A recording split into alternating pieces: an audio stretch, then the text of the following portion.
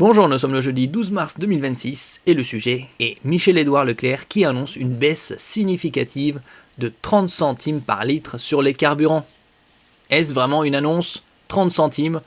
Personnellement, j'ai vu, par exemple sur le gazole, une augmentation de plus de 40 centimes par litre. Le prix à la pompe va enfin baisser pour les automobilistes après plusieurs jours de hausse à cause du contexte géopolitique au Moyen-Orient qui a commencé le 28 février, il y a déjà quasi 2 semaines. Le patron d'Édouard Leclerc l'a annoncé ce mercredi 11 mars sur France Info. La baisse atteindra les 30 centimes par litre dans les 2 jours à venir.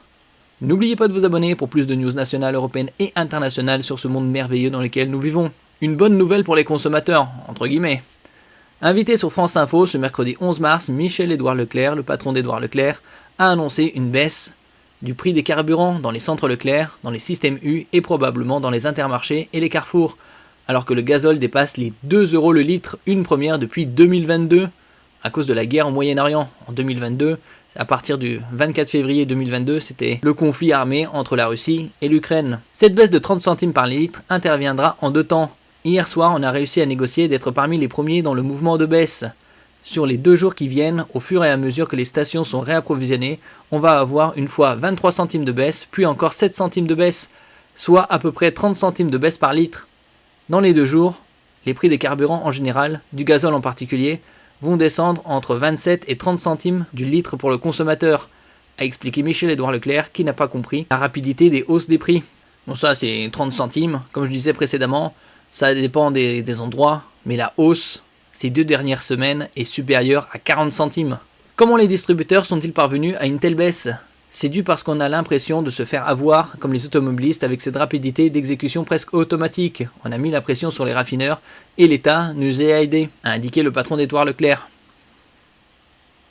Donc là, vous dites, les raffineurs en ont profité, ils ont augmenté leur marge plus que de raison. Vous aussi, les prix, ils l'ont fait une fois. Ils l'ont fait une fois. Voilà. Et vous alors? Alors nous, on est pratiquement à prix coûtant, donc on n'a pas de marge. De quoi pratiquement? Ça veut dire qu'on est à zéro, quoi. Il n'y a pas de marge, pas de profit. Il faut savoir que Leclerc et U, on est concurrents. Leclerc est coopérative U, vous recevez Dominique Schelcher quelquefois ici. On est concurrents, mais on a vu que face à un marché mondial, il fallait s'allier, donc on achète nos carburants ensemble. On achète ensemble 12 milliards de litres de carburant, Système U et Leclerc, ce qui fait d'ailleurs et on ne prend pas de marge ou très peu de marge, ce qui fait d'ailleurs que sur les tableaux du gouvernement, quand vous faites une extraction d'enseignes sur les prix de chaque enseigne, on est dans 98% des cas les moins chers. D'accord? Si c'est pas l'un, c'est l'autre. Mais vous avez interdiction de vente à perdre. De vente à perte. Mais on n'a pas le droit de vendre à perte. Donc là, depuis la semaine dernière, comme on était au taquet, on a été obligé de faire augmenter les hausses que nous tarifaient les raffineurs.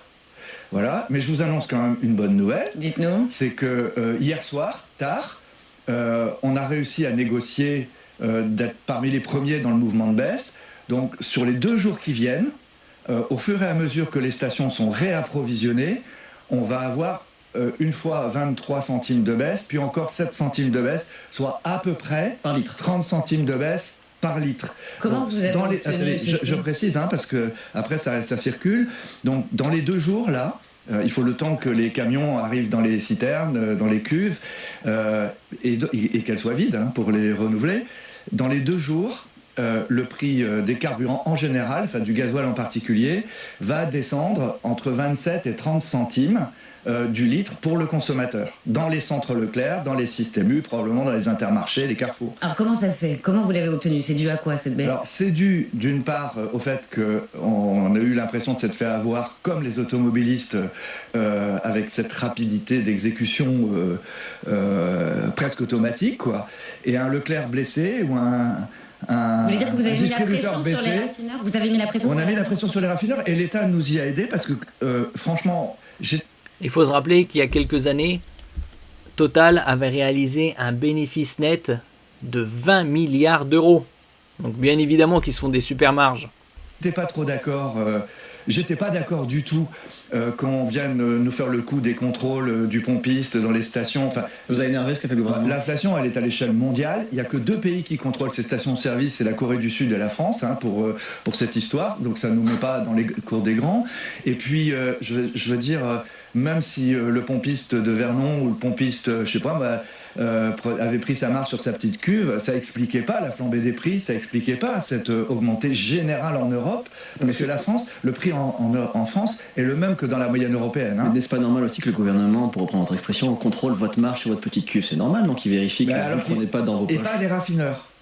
Et pas les revendeurs de carburant. Il y a eu quand même 6% de sanctions sur ces contrôles lancés hier sur 200 et quelques. Bon, 6% de sanctions sur 500 contrôles, ce qui correspond à 1/16e, c'est assez ridicule, sachant qu'il y a environ 10 000 stations-service. Alors 500 contrôles. Il y avait déjà 6% de sanctions, ce qui est pas mal. Mais pas sur les prix. Le ministre du Commerce lui-même l'a dit, c'est des trucs ils n'étaient pas dans le temps de l'affichage, etc. Donc se mettre en scène, alors qu'on a une telle bouffée d'inflation, vous allez en voiture avec des lunettes à la James Bond et puis voilà, Al Pacino. Vous parlez du ministre du Commerce, voilà, mon ancien copain et concurrent Système U qui va dire je contrôle les commerçants. Non, ça va. Ils nous font le coup à chaque fois. Nous, personne ne conteste, aucun ministre ne le conteste, nous sommes les moins chers, d'accord ? Et la concurrence entre Leclerc, Système U, Intermarché, Carrefour garantit qu'on est au taquet, quoi. Par contre, c'est vrai que on n'a pas entendu les ministres dire on va aller contrôler les raffineurs. Là, c'est nouveau ce que vous demandez ce matin. Il faut rappeler que sur, par exemple, 1 litre de carburant qui est, comme le gazole, à 2 €, 1,20 € part dans les poches de l'État, puisque la part des taxes dans le prix des carburants est de 60%. Par ailleurs, le Premier ministre Sébastien Lecornu a tenu à rappeler en Conseil des ministres ce mercredi 11 mars que si les prix sont montés vite, car ils ont été très vite répercutés, ils doivent redescendre aussi vite. Personne ne comprendrait que les hausses soient répercutées plus vite que les baisses. Bon, ça, on verra combien de temps ça va durer, puisque le conflit au Moyen-Orient est loin d'être terminé. Merci pour votre écoute et à la prochaine.